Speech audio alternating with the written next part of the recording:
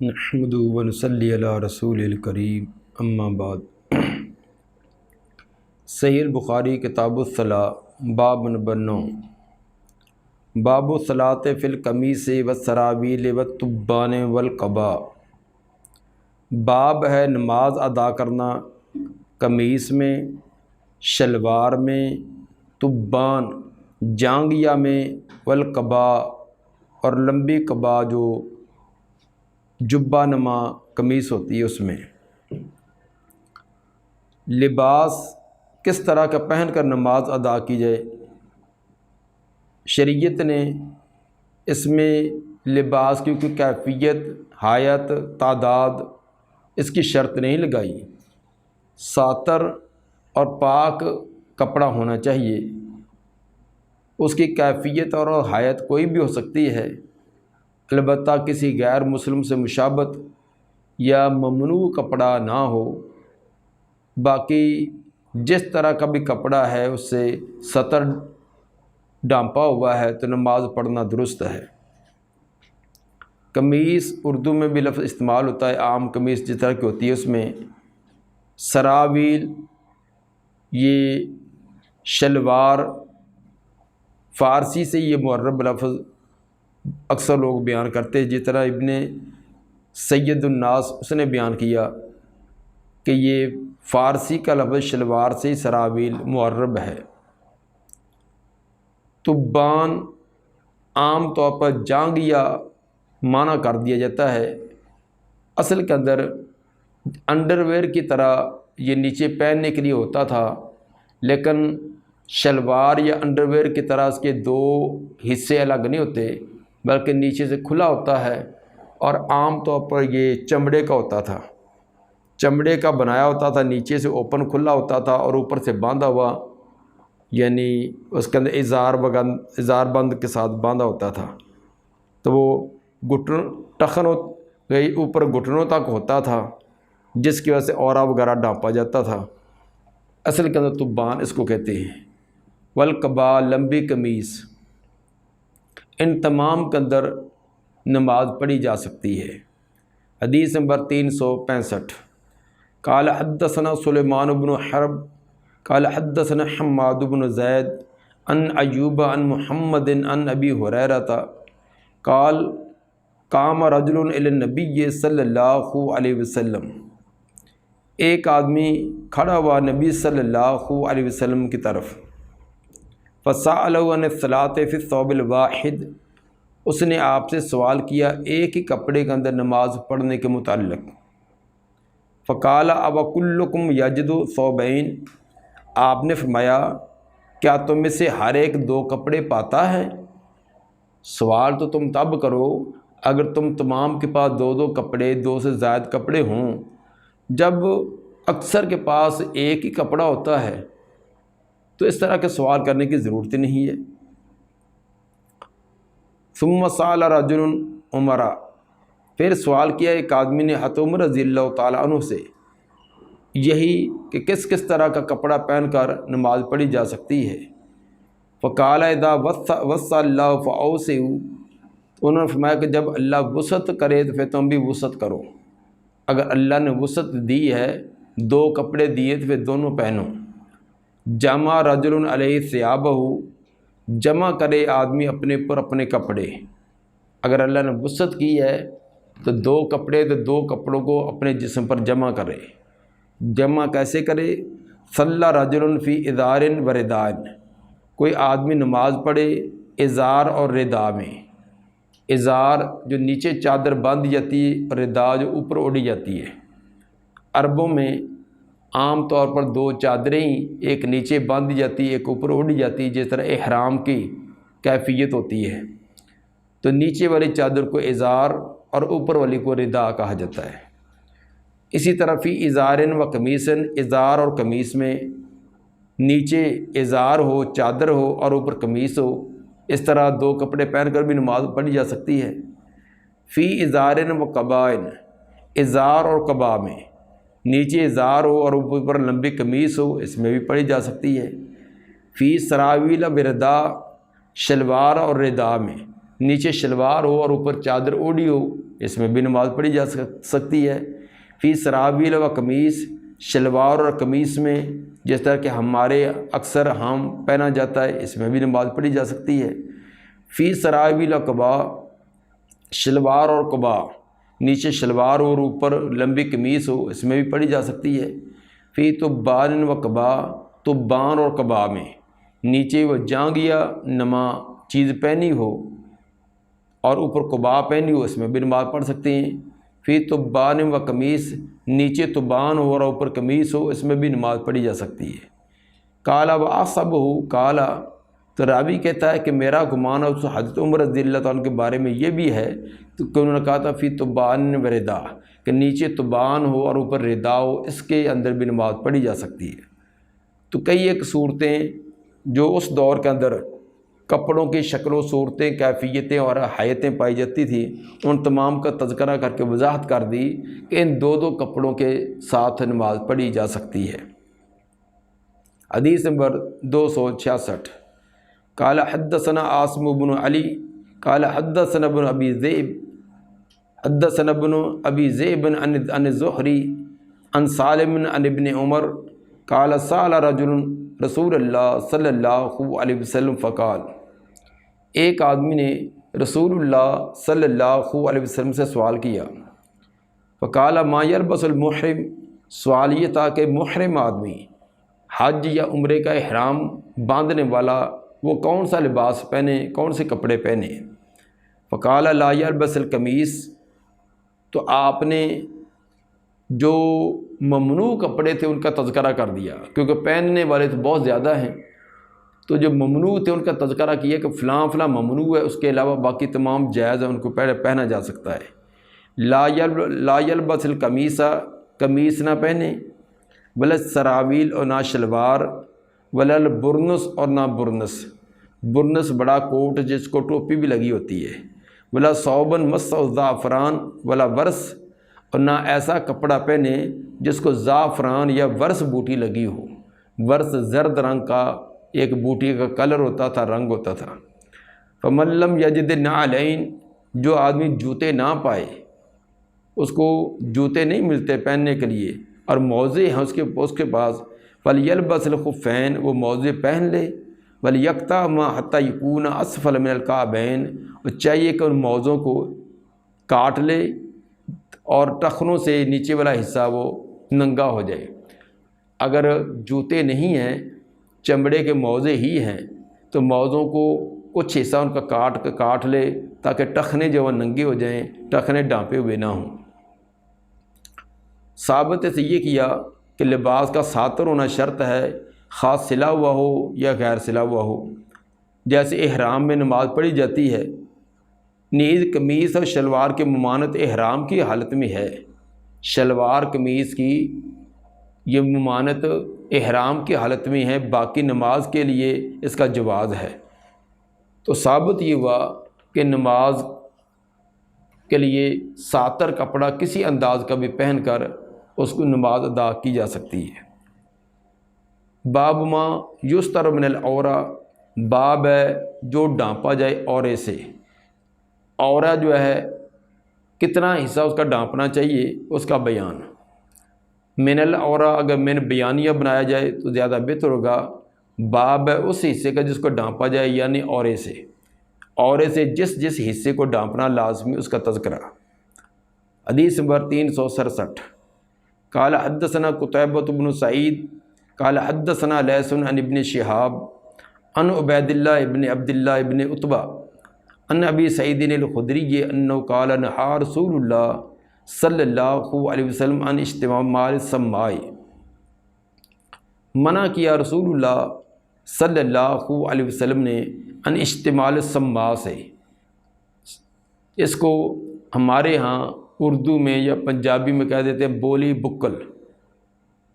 سردیوں کے موسم میں چادر ایسے جسم پر لپیٹ لینا کہ تمام کے تمام جسم اس کے اندر آ جائے، حتیٰ کہ ہاتھ بھی اندر بند ہو جائیں، ہاتھ بھی اندر بند ہو جائیں، پورے کے پورے جسم پر کو چادر کو لپیٹ لینا، اور اچانک کوئی ضرورت پیش آئے ہاتھ نکالنے کی تو ہاتھ بھی جلدی نہ نکلے۔ مثلا چادر لپیٹ کر آدمی چلے جا رہا ہے ठोकर खाई गिरने लगा तो हाथ भी जल्दी नहीं निकाल सकता तो उसी तरह निकले, या इसी तरह कोई और हमला करने लगा तो अपना दिफा भी हाथ निकाल कर ना कर सके, तो चादर की ऐसी लपेट लगा लेना जिसके अंदर बाकी अज़ा के साथ साथ बाजू भी अंदर ही बंद हो जाएं, इसको इस्तेमाल सम्मा कहते हैं। इस तरह चादर को लपेटने से आपने मना किया। व अन यहतबी रजुल फ़ी सौबिन वाहिदिन, इसी तरह आदमी एहतबार करे एक ही कपड़े के अंदर, लैस अला फ़र्ज मिन्हु शैउन, को उसकी शर्मगाह के ऊपर कोई शय ना हो।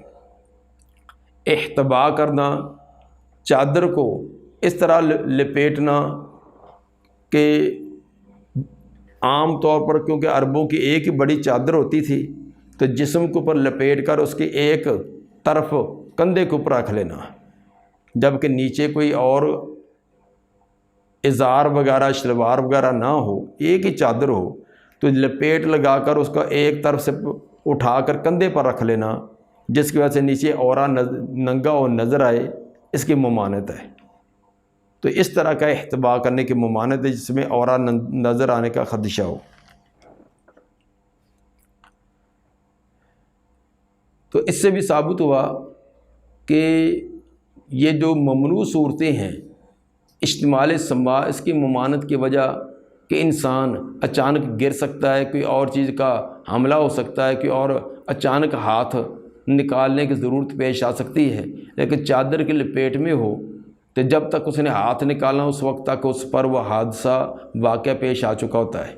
इसलिए ये मना किया कि इस तरह के लपेट ना लगाए। और इसी तरह चादर को ऐसे लपेटना कि औरा जब वो नंगा हो, तो ये तो लिबास पहनने का असल मकसूद ही फौत हो गया कि चादर लपेटी हुई है तो और एक साइड कंधे पर रख लेना, जिस तरह के बाद मनचले लोग जो इस तरह करके अपनी औरा दूसरों के सामने ज़ाहिर करके गलत नतीजा निकालने की कोशिश करते हैं, इसे मना किया। हदीस नंबर 368, हद्दसना कबीसत बिन उक़बा क़ाल हद्दसना सुफ़यान अन अबिल ज़िनाद अनिल आरज अन नबी हुरैरा क़ाल नहन नबी सल्लल्लाहु अलैहि वसल्लम अन बैअतैन। सैयदना अबू हुरैरा रज़ियल्लाहु तआला अन्हु फरमाते हैं नबी सल्लल्लाहु अलैहि वसल्लम ने दो किस्म के बै ख़रीदो फ़रोख्त उससे मना किया। अनिल लिमास व नबाज, लिमास और नबाज से। ये आगे किताबुल बुयू के अंदर तफसील आएगी। मुख्तसर ये कि ये दो किस्म की बै थी। लिमास लम्स से, इसको बै लम्स कहते हैं। लम्स का माना छूना, कि चीज़ को सिर्फ हाथ लगाने से बै होगी। ख़रीदार बेचने वाला ये कहे ख़रीदार को आप सिर्फ दाएं बाएं से इसको देख सकते हैं, हाथ नहीं लगा सकते। अगर चीज़ को हाथ लगा लिया तो तेरे गले पड़ जाएगी। तो अब ऊपर से कुछ और होती है, अंदर उसके कुछ और होता है। जिस तरह कि आजकल सब्ज़ मंडियों के अंदर ऊपर जो है कुछ और लगाया होता है, टोकरी के नीचे तमाम के तमाम नकम्मी और बेकार चीज़ें होती हैं।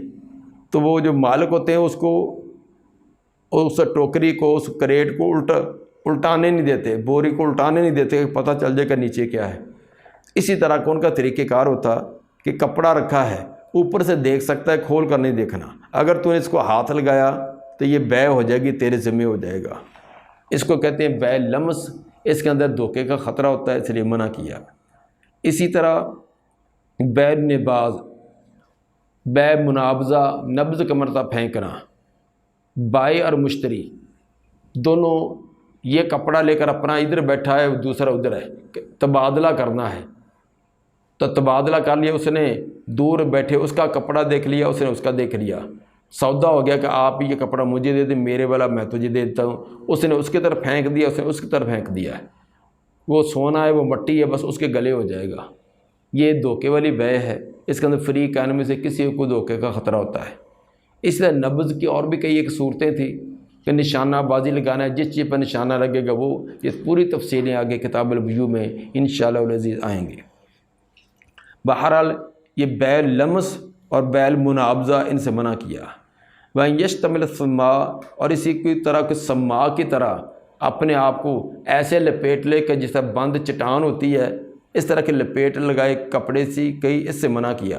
वह यहतबी रजुल फ़ी सौबिन वाहिदिन, आदमी एक ही कपड़े के अंदर एहतबा करे, نیچے کچھ نہ پہنا ہو، ایک ہی چادر اوڑھی ہو، اور پھر اس چادر کا ایک طرف جو کندھے پر رکھ کر اپنا عورہ ننگا کرے، اس سے منع کیا ہے۔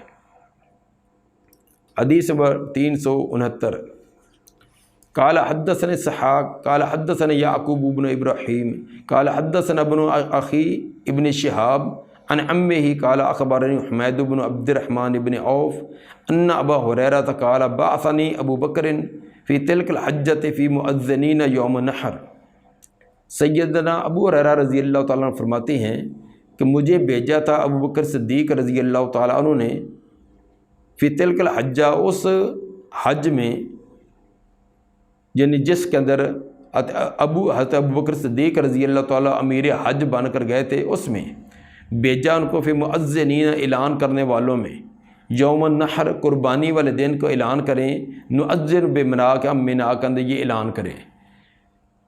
نبی صلی اللہ علیہ وسلم نے ابو بکر صدیق رضی اللہ تعالیٰ کو امیر حج بنا کر بھیجا، اور یہ ان کو حکم دیا تھا کہ جب منا کے میدان میں ساری دنیا اکٹھی ہو تو وہاں یہ اعلان کرنا ہے۔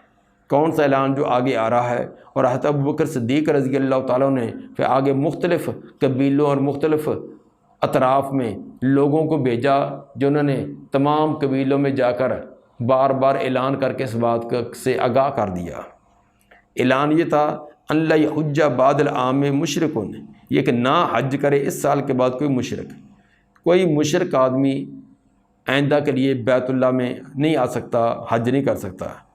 دوسرا اعلان یہ تھا ولا یطوف بالبیت، اور نہ طواف کرے کہ بیت اللہ کا کوئی طواف نہ کرے، عریانن، برہنہ حالت میں، ننگی حالت میں۔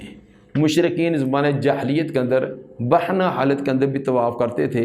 یہ ایک لمبی تفصیل ہے کہ وہ کیسے کرتے تھے، جو آگے کتاب الحج میں آئے گی۔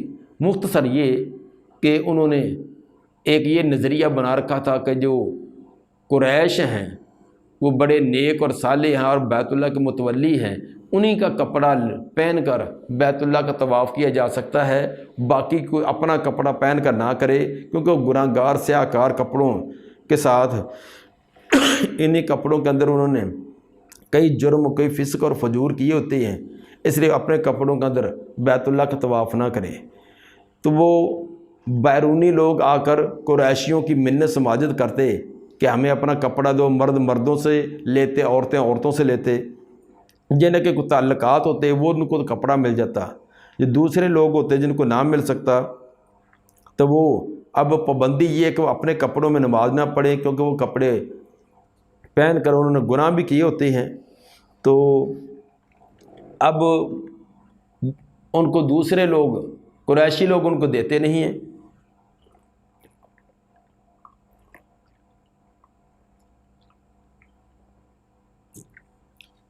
تو جس کا نتیجہ یہ نکلتا کہ وہ اپنا زمانہ جاہلیت کے عقیدے کے مطابق برہنہ طواف شروع کر دیتے اور اعلان کرتے جاتے کہ ہماری طرف کوئی نہ دیکھے، ہماری طرف کوئی نہ دیکھے۔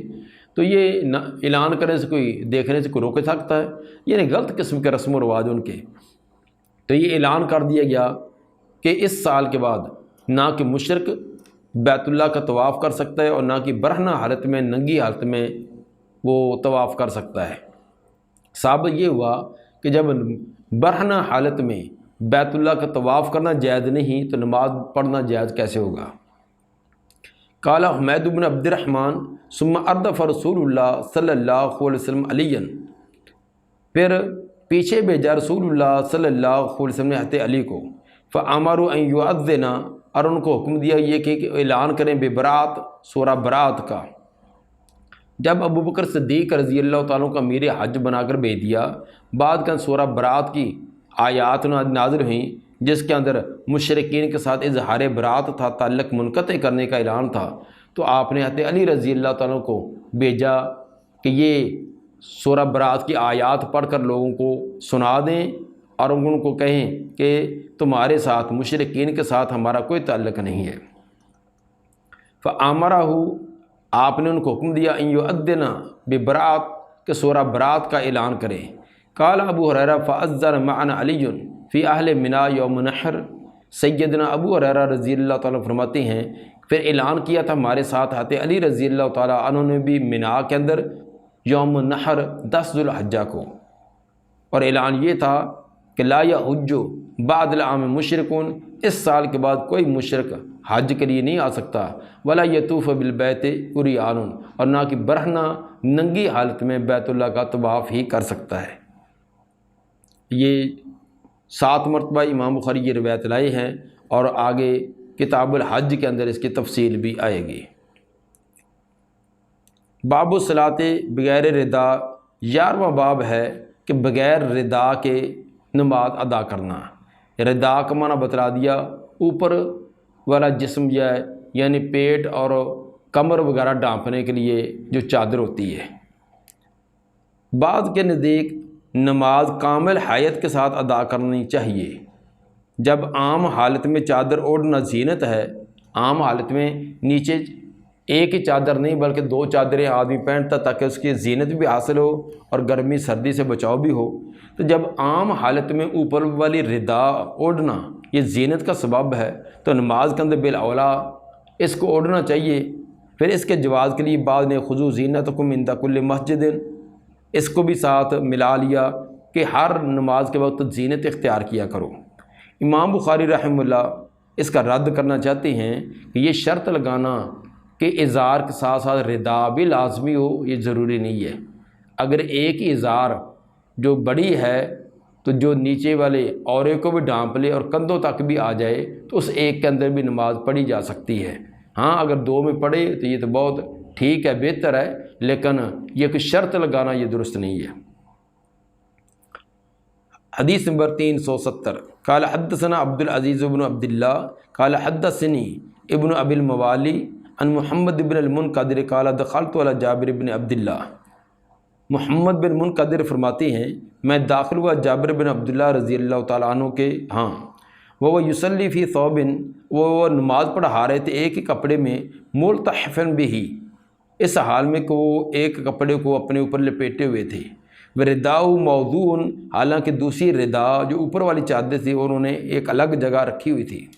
فلما انصرف، جب انہوں نے نماز سے انصراف کیا، نماز مکمل کی، قلنا یا ابا عبداللہ، ہم نے کہا کہ اے ابا عبداللہ، یہ جابر رضی اللہ تعالیٰ کی کنیت تھی ابو عبداللہ، تصلی ورداء کا موضوع، آپ نماز آپ نے پڑھائی، حالانکہ چادر آپ کی الگ رکھی ہوئی ہے، آپ نے ایک ہی چادر کے اندر نماز پڑھائی ہے، دوسری چادر الگ پڑی ہوئی ہے۔ قال نعم، انہوں نے کہا کہ جی ہاں میں نے ایسے کیا ہے۔ احببت ان یرانی الجحال مثلکم، میں نے پسند کیا کہ دیکھ لے مجھ کو ناواقف جو تیرے جیسا ہے، تیرے جیسا اس مسئلے سے جو ناواقف ہے وہ بھی جان لے اور وہ بھی دیکھ لے۔ رأیت النبی صلی اللہ علیہ وسلم یصلی قضا، میں نے نبی صلی اللہ علیہ وسلم کو اسی طرح نماز پڑھتے دیکھا ہے۔ مطلب یہ تھا کہ بعض لوگ یہ سمجھتے تھے کہ 2 کپڑوں میں نماز پڑھنا لازمی ہے، ایک نیچے باندھا کپڑا باندھو ایک اوپر۔ جب حضرت جابر رضی اللہ تعالیٰ نے دیکھا کہ بعض لوگ اس کے وجوب کے قائل ہیں اور لزوم کے قائل ہیں تو انہوں نے آمدن ایک چادر کے اندر نماز پڑھی۔ پوچھنے والے نے پوچھا کہ آپ نے دوسری چادر موجود بھی ہے پھر بھی آپ نے جسم پر نہیں اوڑھی، تو اس نے کہا کہ یہ بتلانے کے لیے تاکہ ایک ہی کپڑے اگر لپیٹ لیا جائے جسم تو اس میں نماز درست ہے، یہ 2 کپڑوں والا یہ لزوم والا ذہن جو ختم ہو جائے، اس لیے میں نے ایک ہی چادر کے اندر نماز ادا کی ہے۔ تو ثابت ہوا کہ